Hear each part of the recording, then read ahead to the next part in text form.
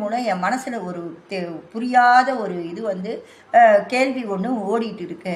அதை உங்ககிட்ட நான் கேட்குறேன், நீ எனக்கு பதில் சொல்கிறியா பார்க்கலாம் அப்படின்னு. உடனே என்ன கேள்வி உனக்கு, என்ன இந்த வயசில் உனக்கு என்ன கேள்வி இருக்குது சொல்லு அப்படின்னா. உடனே அவன் நான் பரத்து, நீ அடிபட்டு விழுந்தப்போ நான் ஒண்டி தான் அங்கே இருந்தேன். ஒரே ஒரு ஃபோன் பண்ண 108க்கு. அதுக்கப்புறம் உங்கள் அப்பா அம்மாவுக்கு சொன்னேன். ஆனால் ஒரு ஒரு 20 நிமிஷம் 25 நிமிஷத்தில் உன்னுடைய முகத்தை கூட என்னால் பார்க்க முடியல. சுற்றி பெரிய பட்டாளமே சுந்தரி எல்லாம் உங்கள் சொந்தக்காரங்க தான். ஆனால் நான் தனியாக போய் நின்னேன். அப்போ நினச்சேன், இந்த பையனுக்கு வந்து ஒன்றும் பணம் இல்லை, ஒன்றும் இல்லை. ஆனால் பாரு எவ்வளோ ஜனங்க சொன்ன உடனே ஓடியாராங்க.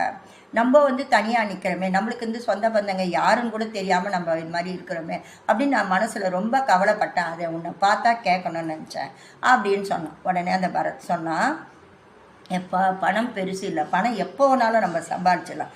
ஆனால் சொந்த பந்தங்கள் இருக்குது பாரு, அது நம்மளுக்கு வந்து தீமை செய்கிறவங்களும் இருக்கிறாங்க. சில பேர் நம்மளை பார்த்து